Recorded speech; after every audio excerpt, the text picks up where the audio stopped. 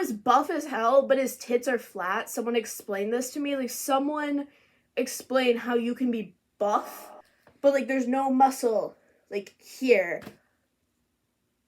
Hi, I'm Mo, short for melatonin, and welcome back to my channel.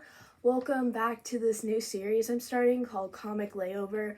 You know, like, when you have, like, a flight, and, like, you have, like, a connecting flight, and you have, like, to, like, you know, you have to wait, and it's called, like, a layover. It's like that. Basically, these are shorter videos to get you through waiting in between long-form content, because I know all 73 of you at the time of recording are desperately waiting for more Mo content.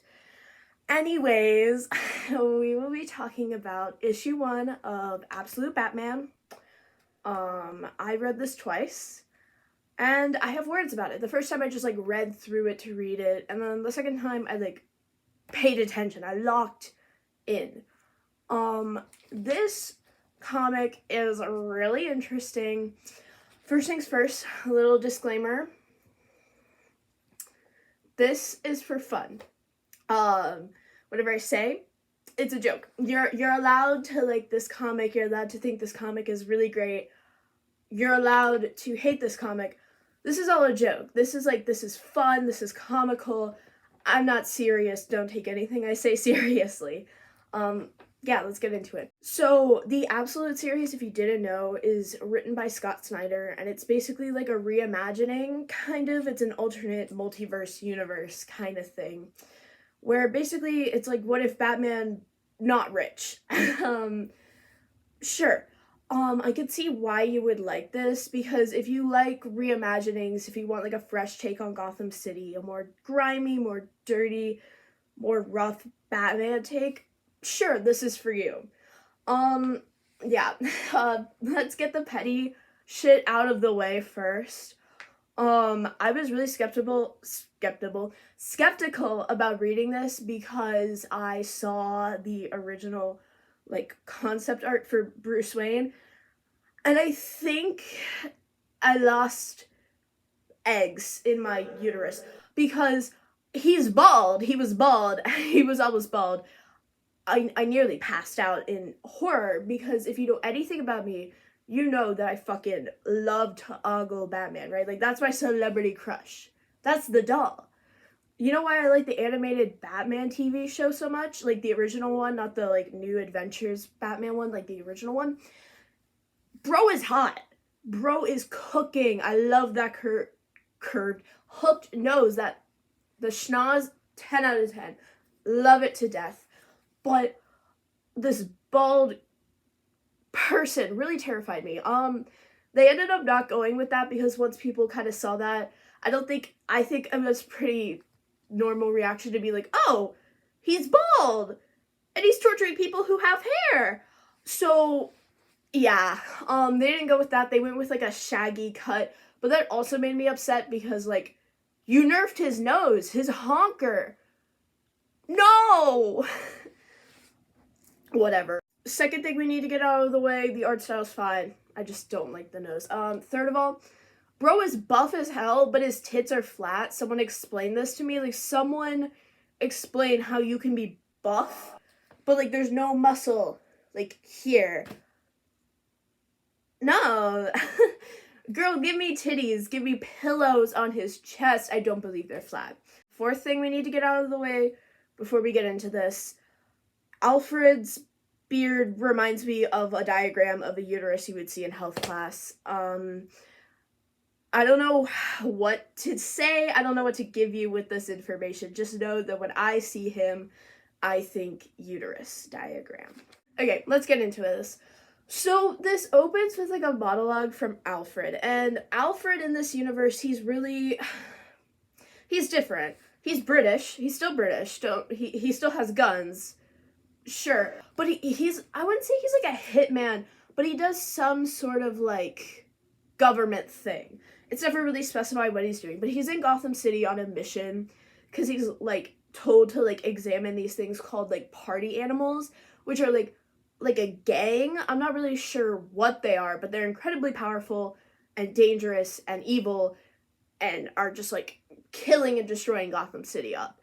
And so Alfred's there, and we see that he has a daughter named Julia who they're not on good terms, and it doesn't really get into that in the first issue. I imagine if I read more of these issues, that will probably be explained a little better, but they're not on good speaking terms.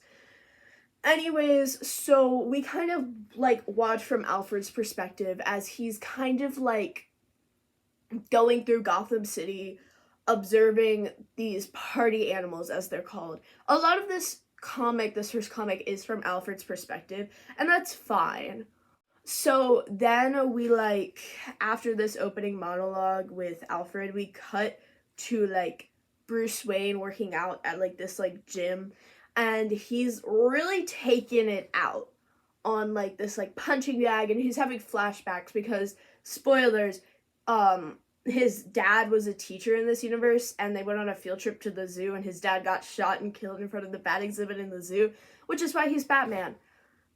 Sure. I don't really know if I like that, because the original reason he was Batman was because he's afraid of bats, not because traumatic experience with bats. Well, I guess he did have a traumatic experience with bats. Whatever, it's fine. I'm not upset. Anyways, he destroys the punching bag, and this guy named Croc, I believe that's the name of the gym. I have the comic open and check myself. Yep, it's Croc. Killer Croc. I see you, Scott Snyder. Croc is like, dude, you can't break shit in here. And Bruce is like, sorry, bro. I'll pay you back later. And then he leaves, and it's fine. Whatever. And then we cut now to the Party Rockers, right? Party Rocker stuff. And basically, this guy is making this deal with, like, the head party rocker, and he's like, don't mess with me. I have cousins in high mob places, like Carmine Falcone, or whatever. And bro is like, oh, him? Yeah, I got rid of him a while ago, and your other cousin, and all this stuff, and then they kill him. So the party rockers have already taken care of, like, Gotham's highest, like, mob bosses, which is concerning, but that also is setting them up as a really big threat and a really big important part of this DC cinematic universe. This is a comic book, babe. No, part of this DC absolute universe, right? So they're gonna be a big deal, and this is like Batman's main enemy he's having to deal with. So we see some stuff about the party rockers as Batman is suiting up. And then in this universe, by the way, Commissioner Gordon is Mayor Jim Gordon. He's the mayor. Sure. By the way, Batman's mom isn't dead in this universe. She's like oops, messed up my hair. She's like a social worker. And sorry, I don't like my hair being out of place. It drives me up the wall. So, anyways. So his mom's like a social worker, and she's like, he's having this like speech thing, and people are like, boo, you aren't doing anything about the party rockers, you suck. And Jim Gordon is like, we're trying to do this the lawful, normal way. And Bruce's mom, Martha, my mommy's name is Martha too. Her, yeah. So she's like almost winning the crowd over. And then the party rockers show up, and they start shooting up the place. And they shoot Mayor Gordon, and his daughter, Barbara, is there as a police officer, and he's like, you gotta get people out. So this comic is continuing the trend of, I don't even know if a Robin will show up. I don't know if Dick Grayson will show up. But if he does, this is continuing the trend of Barbara Gordon being older than Dick Grayson, which was like a thing back in like the olden days. Because back in the day, Barbara was, like, grown, and Batman was grown, and Robin was a child. But they obviously retcon that because Barbara and Dick Grayson now are love interests and, like, grew up crime fighting together. But not in this universe, obviously. So Alfred's watching the party rockers from, like, above, like on a separate building. And he sees Batman show up, and there's, like, this big fight scene. And it's violent. I mean, it's not gory in a sense, but it's pretty violent. Just a lot of blood and stuff. Sure, why not? I will admit this scene is really cool, this next scene, where this, like, really buff party rocker is like, I've killed more people than you can imagine, little boy. And then Batman takes off his bat logo, and it's a fucking battle axe. And he just cuts the guy's hand clean off, and he's like, there's a hospital nearby, and you should probably get to it, bro. Cool. I think that was cool. Whatever. So that's really fun. Alfred sees all of this happen, and he's like, wow, this kid, he's tough, he's kind of pathetic. Alfred confronts him. They have like a little fight. I'll put a better picture of it on screen. They have their first confrontation. And then we cut to Alfred having another monologue. He's clearly done some research on who Batman actually is, and this is where we get Bruce Wayne's backstory. In this universe, Bruce Wayne is like a middle class person, right? He's not rich, he's not really poor, he's in the middle. He's a civil engineer. He's really buff, and his dad was a teacher, his mom's a social worker, his dad got shot and killed on a field trip, and he was never really the same after that. And because he was never really the same after that, he kind of went on like a rough patch, and like he did like crime stuff for a while. And then but he's really smart, right? Because that's like Batman's whole thing is intelligence.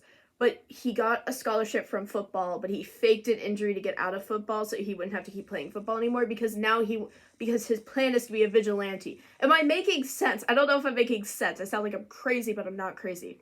So he has this plan to be like this like vigilante kind of guy. Sure. Why not? So he studies all of these things in college. He does all this martial arts stuff, and he's basically trained himself to be a machine to fight crime. However, he does have one weakness. That weakness is his mom. And Alfred's like, you may be all these things, but you're just a fucking kid, and stupid fucking kid. Okay. I mean, the line he says is really interesting. He says, quote, I could kill you right here in front of her. It'd be easy. It's what I should do. But you're just a fucking kid. I mean, that goes hard. Sorry. I can't be a hater all the time, babe. That's hard. I like whimsy. We gotta be positive here. But also in this panel, we see that his daughter, Julia, you can't read it, obviously, from here. I'll put a picture on screen. She says, never contact me again. So whatever relationship he has with his daughter, it is not doing too hot. Okay. So the Batcave, by the way, we cut to, like, this is, like, near the end of the comic. We cut to the Batcave. The Batcave isn't really a Batcave. It's, like, these, like, old, like, buildings that were never finished. And that's, like, his, like, hideout. And he's hiding out there. That's his Batcave. So I wouldn't call it a Batcave. I call it Batcliffs. There's, like these 4 buildings. These are cliffs. He's in the cliffs of Gotham City. I don't know. My job isn't to name things, my job is to yap, so we don't really give a shit over here. So Batman's like recording something for himself, and he ends the recording because Alfred shows up, and Alfred's like, you're really clever with what you're doing, but you shouldn't do it. And then he like points his gun at him, and he's like, you're a pussy, you would never shoot me. And then Batman fully shoots him in the face, takes his motorcycle, which, by the way, Alfred has a motorcycle, and he drives off. However, he didn't actually shoot Alfred in the face. He had messed with his, like, he had somehow, we don't know how, gotten Alfred's gun, tinkered with it so that it would shoot off, but it wouldn't actually, like, hit him. Like, he basically just neutralized his gun. And instead, he just throws all these batarangs on his face, and I'll put an image on screen. His face is just covered in batarangs, and Alfred's like, damn, this kid is crazy. And then it ends, and this is part 1 of 5, I believe, something like that. And then there's an epilogue, and Alfred's talking about the Joker. So the Joker will come up as well in these comics. Okay. We've done all that. We went through, like, the story. Let's, like, talk about actual stuff that isn't, like, petty, superficial shit. This comic is fine. I don't know. If you're, like, if you want, like, this is, like, an introductory comic to, like, the world So I wasn't really that hooked because it is just introducing characters and concepts, because this is a reimagining of Gotham City. This isn't the normal Alfred Pennyworth. This isn't the normal Bruce Wayne. You have to explain the way this world is working because they're not the same characters. Sure, fine. The pacing was fine as well.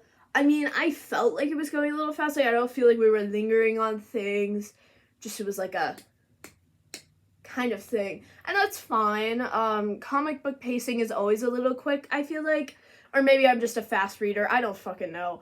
I don't know. I'm not crazy over this universe. I'm not crazy over this Batman. Maybe if I like read more of the issues, I would be more invested in him, because like it is just like a first issue. I feel like the problem is that you really need to hook people with this comic, right? And so if I can't really be hooked, I don't really want to read more. You know, I feel like it's easier with like normal Batman comics, because with normal Batman comics, there's no need to hook. Like, I know the characters, I know the dynamics, I know like the setup, right? You have to set things up in this universe because new antagonists, new Gotham City, new dynamics and characters. You have to set things up. And maybe Scott Snyder is absolutely cooking and I'm just like a hater and I have no idea. But right now I don't feel like I don't feel like it. I don't feel anything. I'm neutral, which sucks. I wish I could like sit here and be like super passionate or super angry about something, because I feel like that's more interesting to watch than someone being like, I don't want to be a fence rider or a fence sitter, but I genuinely just feel However, in the comments, let me know if you've read more issues of this and if you thought it was good and if I should like buy more issues and like read them, because I'm totally down to do that. I don't know if my bank account is. Anyways, this comic is like a middle of the road kind of thing. I wouldn't recommend it if you've never really been into Batman before, because you would probably get some preconceived notions that aren't really correct. This is a really out there, different interpretation of Batman. If you're gonna read like a Batman comic, I recommend reading like a beginner's comic in like mainline continuity. But I would argue more modern continuity, because that's how the characters are being perceived now versus old stuff, you know?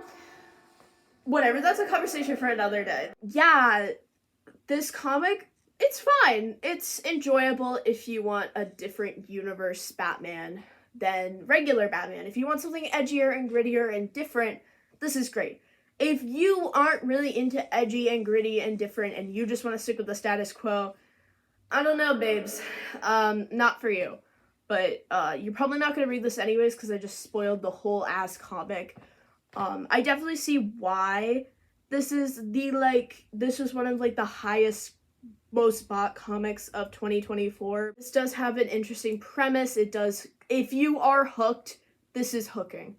I hope Scott Snyder is cooking though, because I didn't feel like he was cooking. It felt like he was boiling.